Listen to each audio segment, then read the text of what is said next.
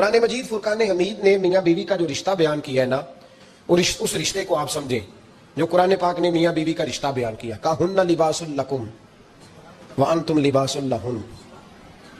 فرمایا بیویاں تمہارا لباس ہیں اور تم ان کا لباس ہو. وہ تمہارا لباس ہے اور تم. اللہ اکبر، کیسا خوبصورت لفظ قرآن پاک نے. ہن لباس لکم وانتم لباس لہن. فرمایا وہ تمہارا لباس ہے اور تم. سمجھ آ رہی ہے نا جی بات کی؟ وہ تمہارا لباس ہے اور تم ان کا لباس ہو. تین خوبیاں تو ہر لباس میں ہوتی ہیں. تین چیزوں کے لیے لباس پہنا جاتا ہے. تین چیزیں، تین قسم کی آسائشیں لباس میں پائی جاتی ہیں. اس پر تو تمام مفسرین کا اتفاق ہے. سب سے پہلی چیز، لباس جو ہوتا ہے وہ بندے کو گرمی اور سردی سے بچاتا ہے. سخت سردی میں لباس لے لیں تو بندہ سردی سے بچ جاتا ہے. اس کا مطلب یہ ہوا کہ میاں بیوی ایک دوسرے کا لباس ہے. اگر بیوی کی طرف کوئی تکلیف آتی ہے تو میاں اس کو بچاتا ہے، اور اگر میاں کی طرف کوئی تکلیف آتی ہے تو عورت اس کو بچاتی ہے. میاں بیوی ایک دوسرے کا لباس ہے. لباس کیا کرتا ہے؟ لباس آدمی کے عیب چھپاتا ہے. اس کے وجود پر کتنے دھبے ہیں، کتنے نشان ہیں، وہ سارے چھپا لیتا ہے لباس. میاں بیوی ایک دوسرے کے عیب چھپانے والے ہوتے ہیں.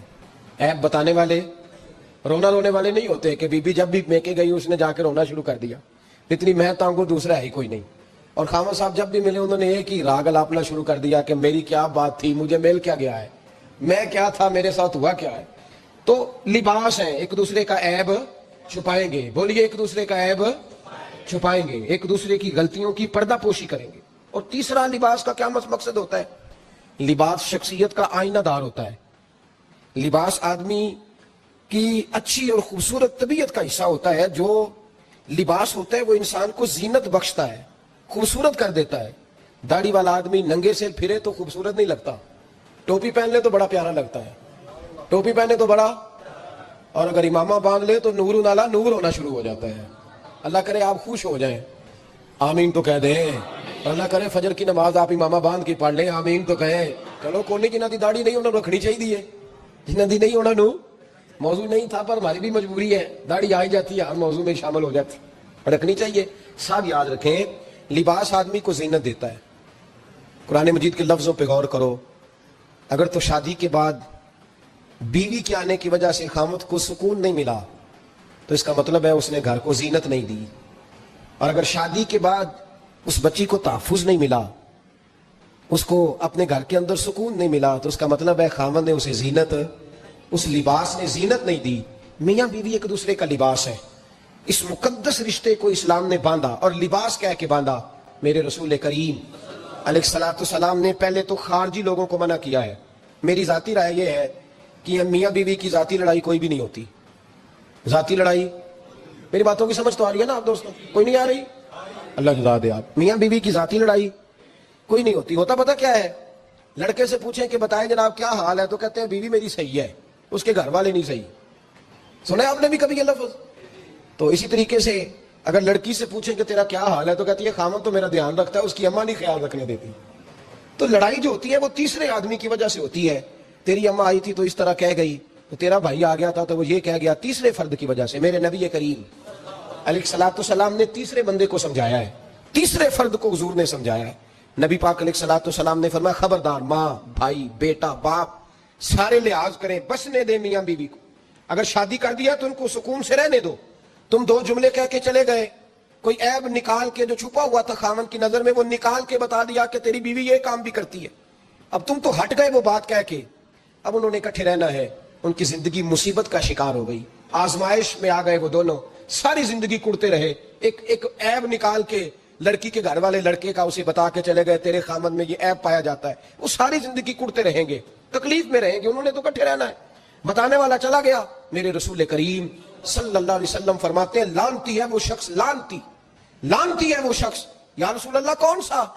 فرمایا جو بیوی کو مرد کے خلاف اکساتا ہے اور مرد کو بیوی کے خلاف اکساتا ہے، وہ لعنتی ہے، ملعون ہے، رحمت الہی سے دور ہے وہ شخص. انہیں قریب کرنے کی کوشش کر، تو ان کے اندر محبت پیدا کرنے کی کوشش کر. میرے نبی کریم علیہ الصلوۃ والسلام نے جب حضرت سیدہ فاطمہ الزہرا رضی اللہ تعالی عنہا اور جناب سیدنا علی المرتضیٰ رضی اللہ تعالیٰ عنہ کی شادی کی تو نبی پاک نے دونوں کے سر جوڑے اور دونوں کے درمیان محبت کی دعا فرمائی.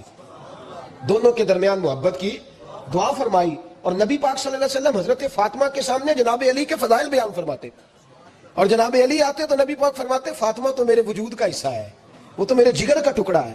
تو ان دونوں کے درمیان الفت پیدا، یہ سب سے پہلے تو خارجی لوگ اس بات کا خیال کریں، سب سے پہلے تو خارجی لوگ خیال کریں، توجہ دیں کہ ان کو بکھرنے سے بچائیں۔ اب میاں بیوی بھی سمجھ لیں کہ ہماری ذمہ داریاں کیا ہیں۔ مسند امام احمد بن حنبل میں حضرت ابو درداء رضی اللہ تعالیٰ عنہ سے حدیث مروی ہے، نبی کریم صلی اللہ علیہ وسلم کی بارگاہ میں ایک خاتون نے آ کے عرض کیا، یا رسول اللہ صلی اللہ علیہ وسلم مجھے بتلائیے خاوند کا حق کیا ہے۔ یہ جو حدیث سنانے لگا ہوں نا، یہ بیٹی کو سنانی ہے، جا کے یہ ٹیلی فون کر کے بہن کو سنانی ہے، صرف بیوی کو سنانے کی نہیں ہوتی ہے چیزیں۔ یہ حدیث بیٹی کو سمجھائیں، بہن کو سمجھائیں، ان لوگوں کو سمجھائیں، تاکہ اور یہ یاد رکھیں خاوند کے حقوق اگر بچی کے گھر والے اسے سکھائیں نا تو اس کی سمجھ میں جلدی آ جائیں گے، اور بیوی کے حقوق اگر خاوند کے گھر والے اس کو سمجھائیں تو اس کی سمجھ میں بات جلدی آئے گی، وہ خیر خواہ سمجھتے ہیں اپنے رشتہ داروں۔ یہ والی حدیثیں ان لوگوں کو سنانی چاہیے جن لوگوں کا بچہ ہے یا بچی ہے، متعلقہ آدمی حقوق بیان کرے۔ جب متبادل چیز کسی کے سامنے آتی ہے تو وہ کئی دفعہ سمجھتے ہیں کہ خلوص اس میں پورا نہیں پایا جاتا۔ حضرت ابو درداء رضی اللہ تعالیٰ عنہ فرماتے ہیں ایک خاتون حضور کی بارگاہ میں آئی، عرض کرنے لگی، یا رسول اللہ صلی اللہ علیہ وسلم میں نکاح کرنا چاہتی ہوں، شادی کرنا چاہتی ہوں، مجھے بتلائیے خاوند کا حق کیا ہے، اگر تو میں ادا کر سکتی ہوں تو میں نکاح کروں، ورنہ میں اس کام سے بچوں۔ میرے نبی کریم علیہ الصلوۃ والسلام نے فرمایا، بی بی اگر خاوند کے ناک سے ریٹھ نکلے، ریشہ نکلے، پیپ بہے اس کی ناک سے، اور بی بی اپنی زبان سے وہ صاف کر دے تو پھر بھی اس کا حق ادا نہیں ہوتا۔ حضرت ابو درداء کہتے ہیں آنکھ کھول کے اس عورت نے دیکھا تو میرے نبی پاک نے اگلے جملے ارشاد فرمائے، حضور نے فرمایا تو ان باتوں میں حیرت کر رہی ہے، میں اگر خدا کے علاوہ کسی کو سجدے کا حکم دیتا تو میں عورت کو کہتا اپنے خاوند کو سجدہ کرے، میں اس کو کہتا یہ کام کرے۔ میرے رسول کریم علیہ الصلوۃ والسلام نے حقوق کا تعین فرمایا، حقوق کا تعین فرمایا، اور نبی کریم صلی اللہ علیہ وسلم نے فرمایا جو عورت اس حال میں مر گئی، اس حال میں دنیا سے گئی کہ اس کا خاوند اس سے راضی تھا، اس کا شوہر اس سے راضی تھا، اس کا گھر والا اس سے مطمئن تھا، تو میرے نبی پاک فرماتے ہیں جب دنیا سے جائے گی تو رب کریم جنت کا دروازہ کھول کے فوراً ہی جنت میں داخل فرما دے گا، اس کو بغیر روک ٹوک جنت دے دی جائے گی۔ شرط یہ ہے کہ وہ جب دنیا سے جائے تو اس حال میں جائے کہ اس کا خاوند اس سے شکوے نہ کرتی پھرے، شکایتیں نہ کرتی پھرے، شکایتیں نہ کرے۔ ہمارے زمانے میں شکایتیں ہوتی ہیں، اور خواتین عورتیں اس بات کو سمجھتی نہیں کہ اللہ نے جو میرے نصیب میں رکھا تھا اور جو خاوند رب نے میرے لیے پسند کیا تھا وہ اللہ نے مجھے عطا فرما دیا ہے۔ وہ شکوے کرتی ہیں، شکایات کرتی ہیں، اور دوسری عورتوں کو سامنے رکھ کے وہ فلاں کے حصے میں یہ چیز آئی، فلاں کے حصے میں یہ چیز آئی، فلاں کا خاوند یوں کرتا ہے، شکوہ کرتی ہیں۔ میرے رسول پاک علیہ السلام نے فرمایا عورتیں کثرت سے جہنم میں جائیں گی، کثرت سے۔ تو ایک صحابی رو پڑے، ایک حدیث میں لفظ یہ ہے رو پڑے، عرض کرنے لگے یا رسول اللہ وہ ہماری مائیں بھی ہیں، بیٹیاں بھی ہیں، بہنیں بھی، حضور جہنم میں جائیں گی؟ نبی پاک صلی اللہ علیہ وسلم نے فرمایا ایک تو وہ عیب جوئی کرتی ہیں، غیبتیں کرتی ہیں، دوسرا رب کا شکر ادا نہیں کرتی، اور تیسرا فرمایا اپنے خاوند کا بھی شکریہ ادا نہیں کرتی، بات بات پہ ناشکری کرتی ہیں، بات بات پہ ناشکری کرتی، اس سبب سے جہنم میں جائیں۔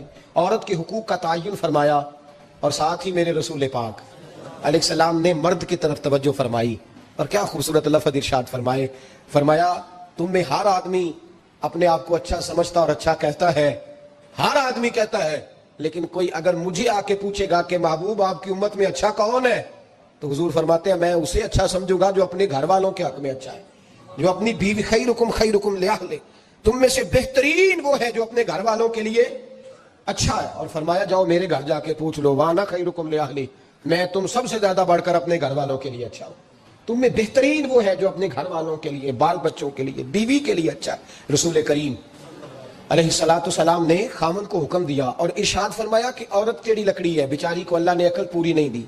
ایک بچہ چھوٹا ہوتا ہے، ہمیں پتہ ہوتا ہے کہ اس کا شعور پورا نہیں، اگر کوئی غلطی کرے تو کیا اسے نکال دیا جاتا ہے گھر سے؟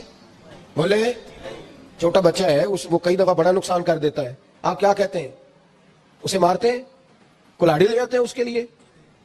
اس طرح کرنا چاہیے، اس کے ابے کو بلا لینا چاہیے، بےزتی کرنی چاہیے پنچایت میں بٹھا کے کہ یہ غلطی کی ہے تیرے بچے نے۔ بھائی دادا یہ کام کرتا ہے؟ بولے نا، کیوں نہیں کرتا؟ وہ کہتا ہے ہمارا بچہ نہ سمجھ ہے، اپنا پوتا ہے، ہمارا اپنا ہے، اگر ہم اس کا باہر نکالیں گے تو بڑا کام غلط ہو جائے۔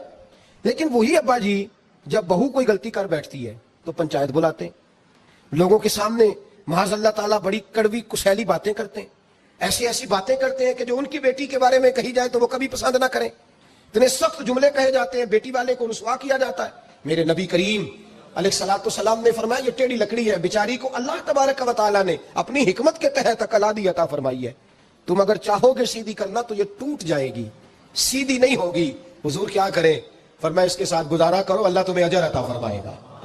اس کے ساتھ وقت گزارو, اللہ تمہیں اس کا, یہ ذہن بنانا چاہیے خاوند کو کہ یہ, اور خاوند کی ذمہ داری ہے. اعلیٰ حضرت رحمۃ اللہ علیہ نے فتاوی رضویہ کی 24ویں جلد میں بالتفصیل لکھا ہے. آپ فرماتے ہیں خاوند کی ذمہ داری ہے عورت کو کپڑا فراہم کرنا, روٹی فراہم کرنا, رہنے کے لیے گھر دینا, نان نفقے کا خیال کرنا. اور آپ فرماتے ہیں اگر وہ مطالبہ کرے تو ہفتے میں ایک دن اس کے ماں باپ سے ملانے بھی لے جا سکتا ہے. ہفتے میں, جی کوئی نہیں بول رہے تسی, ہفتے چ نہیں, یہ نہیں صحیح لفظ, ہر ہفتے اے سوکھ ہے. کدوں ملان کرنا ہے؟ پاویں نہ بولو, گل جڑی سچی ہو تے سچی ہے. ملان کدوں لے جانا ہے؟ اچھا, اپنی اماں نو روز ملتا ہے سویرے شام, تے وہ کہندی مینوں بھی اماں نو ملا لیا, تے کہندا روز نہیں جائیدا. تو تم ہی نہ ملا اپنی اماں نو روز بھائی. لیکن ہاں اعلیٰ حضرت فرماتے ہیں ہفتے میں ایک دفعہ ماں باپ سے بولے. بیٹی کا پیار ماں باپ سے زیادہ ہوتا ہے کہ بیٹے کا؟ میں تو سارے نو پتا ہے, یعنی تسی گھٹ کر دیو نا تاں بیٹی دا نام لیا جے. صحیح بات کر رہا ہوں؟ تو جس کا پیار زیادہ ہے اس کو روک دیا, کہتے نہیں روز نہیں جائیدا, سال بعد جائیں. بلکہ ان پہ اللہ خیر کرے, اللہ پاک فضل کرے. داماد صاحب کی عزت ہی نہیں نہ ہوتی, اس کو آنکھوں پہ بھی اٹھائے تو کہتے تیرے گھر دے میری عزت نہیں کرتے. پتہ نہیں ہن تو عزت بھائیا کیڑی شے دا نام رکھیا ہے, وہ کیڑی ہے جڑی تینوں چاہیے, اللہ ہی بہتر جانتا ہے. عزت نہیں کرتے تو لہذا میرا پروٹوکول نہیں, پھول لے کے کھڑے نہیں ہوتے گلی میں, وہ باہر نہیں نکلتے, وہ اشتہار نہیں چھاپتے کہ داماد صاحب آ رہے ہیں. اور ویسے بھی میں کہاں جاؤں, مطلب یہ کہ چپس بھی نہیں ہے, انہوں نے سنگ ماربر بھی نہیں لگوایا ہوا, تو میں کیسے جاؤں, میری شان کے خلاف. اعلیٰ حضرت فرماتے ہر ہفتے وہ بیٹی جو ہے, تو بیٹیاں بیٹیاں ہوتی ہیں. اور یہ تو اس دن پتہ چلتا ہے نا جب اپنی بیٹی بندہ ڈولی میں ڈالتا ہے, پھر پتہ چلتا ہے کہ دل کرتا ہے ہر ہفتے اس کو ملنے کو, دل کرتا ہے کہ وہ آئے, چہرہ دکھائے, ایک دفعہ مل جائے, ہر ہفتے اس کو ملوانے لے کے جائے, اس کی غلطیاں معاف کرے, اس کے آبوں پہ پردہ ڈالے, اس کی کوتاہیوں کا خیال کرے, اس سے درگزر کرے. میرے نبی کریم صلی اللہ علیہ وسلم نے فرمایا میں اپنی امت کو حکم دیتا ہوں کہ اپنی بیوی سے بغض نہ پالنا, بغض نہ پیدا کرنا. کوئی غلطی کرے تو بغض نہ پیدا کرنا, بغض نہ رکھ لینا سینے میں کہ تو ہے ہی ایسی, تو ہے ہی, بغض نہ پالنا. اور کیا خوبصورت لفظ ہے حضرت خدیجہ الکبریٰ کے سرتاج کے, اور کیا لفظ ہے جناب سیدہ آمنہ کے لال کے. میرے نبی پاک فرمانے لگے اگر تمہیں اپنی بیوی کی کوئی عادت ناپسند ہے تو غور کر لو, ڈھونڈ لو, اس میں ایسی بھی عادت تمہیں ضرور مل جائے گی جو تمہیں بڑی پسند ہوگی. ڈھونڈ لو, غور کر لو, مل جائے گی. کوئی ایسی بھی مل جائے گی جو تمہیں بڑی پسند ہوگی, وہ بھی تمہیں مل جائے گی. ڈھونڈو تو صحیح, تلاش تو کرو, بغض کی اینک نہ لگانا. بغض کی اینک لگا کے دیکھو گے تو کچھ نہیں ملے گا. نبی رحمت سید عالم صلی اللہ علیہ وسلم, پہلی بات یہ ہے کہ اللہ کے حبیب نے تعین فرمایا, اور پھر عملی طور پر حضور نے وہ چیزیں کر کے دکھائیں